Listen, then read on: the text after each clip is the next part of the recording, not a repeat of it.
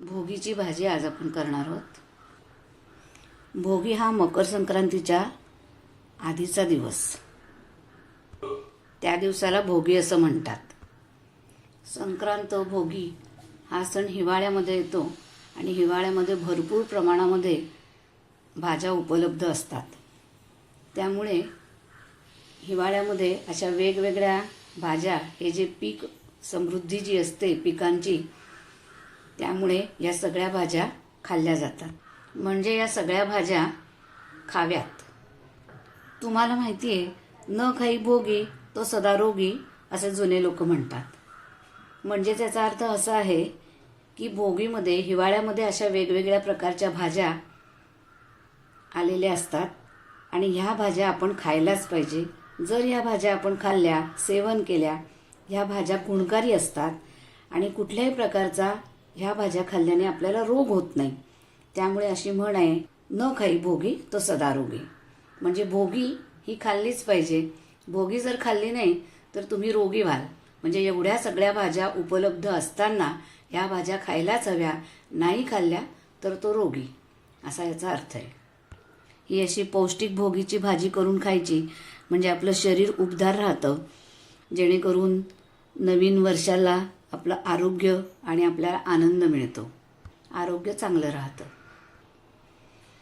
निसर्गाच्या भरपूर मिळणाऱ्या ह्या भाज्या आणि आरोग्यपूर्ण जीवनाचा आनंद साजरा करणारा हा सण आहे भोगी. थंडी असते, थंडीमध्ये शरीराला उबदारपणा मिळावा म्हणूनच आपण भोगीच्या संक्रांतीच्या दिवशी तीळ, गूळ या पदार्थांचा आपण वापर करतो उष्णतेसाठी. म्हणून खास तिळगुळ करतात, ही भोगीची भाजी करतात. भोगीच्या भाजीबरोबर बाजरीची भाकरी तीळ लावून, तीळ घालून ती भाजी केली जाते. आपणही ती सेवन करतात. देवालाही या भाजीचा भोग देतात. जुन्या गोष्टींचा त्याग करून नवीन गोष्टींची सुरुवात करायचा हा सण आहे. या दिवशी इंद्रदेवाची पूजा करतात.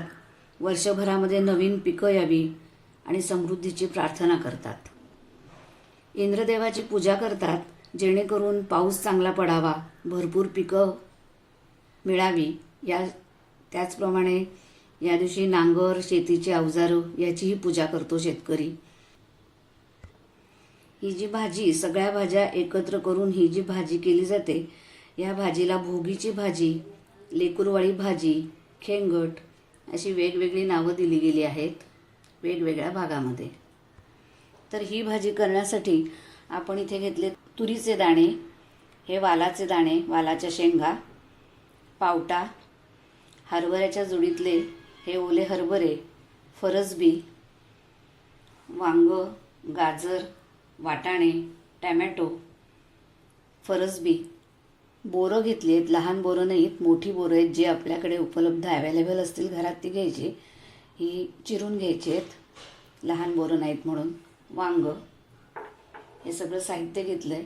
आणि मसाला करण्यासाठी खोबरं आपण जे किसून घेतलं आहे सुकं, ते भाजून घ्यायचं आहे. तीळ भाजून घ्यायचं आहे. शेंगदाणे भाजून मिक्सरवरती हे याचे दळून घ्यायचे, पावडर करून घ्यायचे. आणि नंतर त्याच्यामध्ये तिखट, हळद, तीळ घालून ही भाजी करायची. कोणी कोणी कांदा लसूण मसाला, कांदा वापरून मसाल्याची भाजी करतात. कोणी सुकी भाजी करतं. जी आपल्याला आवडेल, ज्या पद्धतीची जी आवडते तशी भाजी आपण याची बनवायची, सुकी किंवा ओली पातळ अशी. आता प्रथम आपण हे सुकं खोबरं भाजून घ्यायचं आहे, तीळ भाजून घ्यायचे, शेंगदाणे भाजून घ्यायचे आहेत आणि मिक्सरवरती याचं कूट करून घ्यायचं आहे भाजीसाठी. आता जेवढ्या भाज्या माझ्याकडे आहेत तेवढ्या भाज्या मी घेतल्या आहेत. याच्यामध्ये पालेभाज्या पण घेतात, म्हणजे पालक, चाकवत हे घालून पण ही भाजी करतात. तेव्हा जर तुमच्याकडे या भाज्या अवेलेबल असतील, घरात उपलब्ध असतील, तर त्या भाज्या पण याच्यात घालून घ्यायच्या आहेत. सुकं खोबरं किसून भाजून घेतोय भाजीत टाकायचा मसाला तयार करण्यासाठी.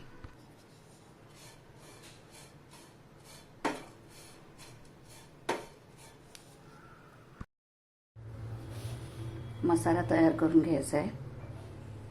ज्यांना लसूण, कांदा हे जर वापरायचं नसेल तर बिना लसूण कांदा विरहित भाजीसुद्धा ही केली तरी चालते आणि अशी केली तरी चालते. मसाल्यामध्ये गरम मसाला, लाल तिखट हे पण आपण वाटणासोबत घेतलं आहे. तीळ, खोबरं आणि शेंगदाण्यासोबत भाजीसाठी आपण हा मसाला तयार करून घेतला आहे. ही भाजी पण भोगीच्या दिवशी करतात आणि भोगीची खिचडी पण करतात. तिळाला खूप महत्त्व असतं. हे सगळं तीळ घालूनच करायचं असतं, कारण थंडीमध्ये तिळामुळे शरीराला उष्णता मिळते. त्यामुळे ही प्रथा आहे. वर्षभर अगदी आपल्याला आरोग्य मिळतं, चांगलं आरोग्य मिळतं. आता ही भाजी करताना ही डायरेक्ट कढईमध्ये तेलात परतवून शिजवून केली जाते किंवा वाफेमध्ये ही भाजी सगळी शिजवून घ्यायची किंवा एक शिट्टी देऊन, कुकरची एक शिट्टी देऊन ती शिजवून घ्यायची, म्हणजे भाजी पटकन होते आणि नंतर ती तेलामध्ये छान परतवून घ्यायची. कुठलीही पद्धत वापरली तरी चालते. आता ह्या सगळ्या भाज्या मी वाफेवरती शिजवून घेते. आता आपण इथे घेतोय ओले हरभरे, जे जुडीमध्ये असतात हरभऱ्याच्या. ही मोठी बोर आहेत, त्यामुळे मी ही चिरून घेतली आहेत, ती याच्यात घालणार आहे. तुरीचे दाणे,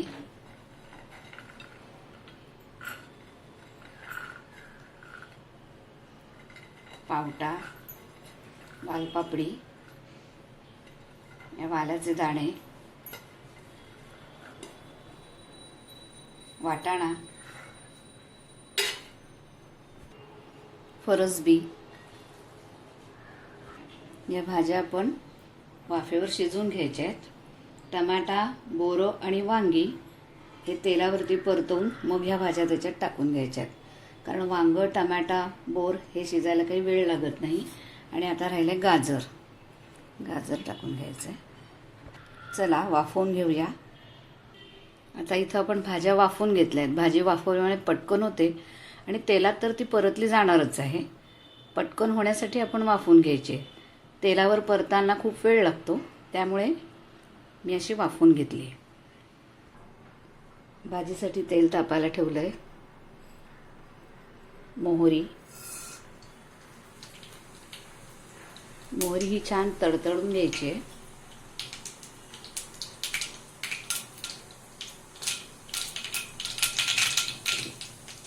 जिरं, फोडणी ही छान खमंग झाली पाहिजे. हे तडतडल्यानंतर कढीपत्ता, हळद, टमॅटो. आपण ते वाफवून घेतले नाही, कारण पटकन हे तेलामध्ये टाकून होतात. त्यासोबत वांगी, टमॅटो, वांगी आणि ही बोरं ही छान तेलात परतून घ्यायचे.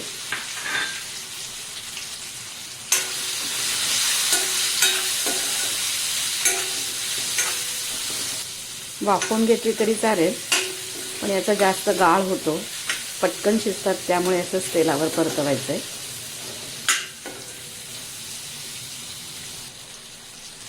वाफेसाठी झाकून ठेवून घ्यायचं आहे. थोडंसं पाणी टाकून घ्यायचं आहे शिजण्यासाठी.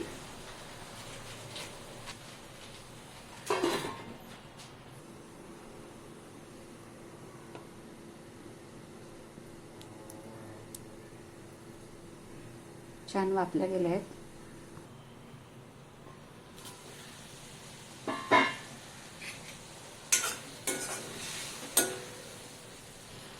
बोर आपण बघूया शिजलंय, वांग पण शिजलंय, भाज्या शिजल्या आहेत.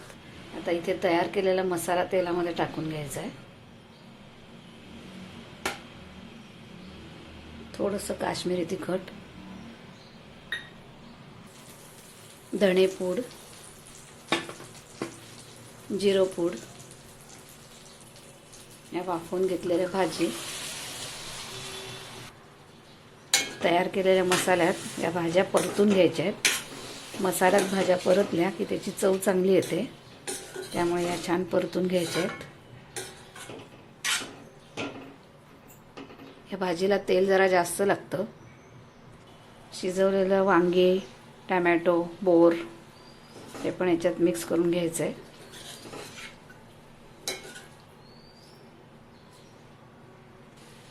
चवीप्रमाणे मीठ,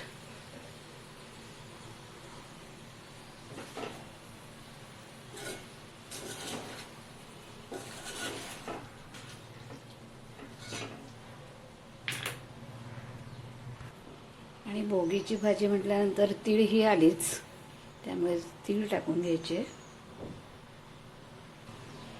वरून कोथिंबीर.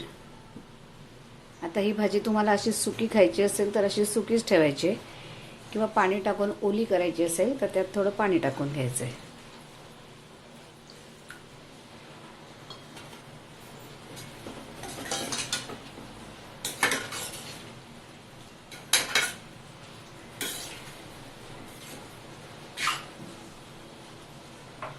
देवाच्या नैवेद्याला जर द्यायची असेल भाकरीसोबत तर त्याच्यामध्ये कांदा लसूण टाकायचा नाही. कांदा लसूण विरहित करायचे. आणि जर असे आपल्याला खायचे असेल तर त्यात कांदा लसूण टाकला तरी हरकत नाही. तेव्हा तयार झाली आहे भोगीची भाजी. म्हणून ही भाजी अगदी नक्की करून खा. आता तीळ टाकून यासोबत बाजरीची भाकरी करूया आणि त्या भाकरीसोबत ही भाजी आपण खाऊया. रेसिपी जर आवडली असेल तर रेसिपीला लाईक, शेअर, सबस्क्राईब करा, हाईप द्या, बेल आयकॉनला क्लिक करा.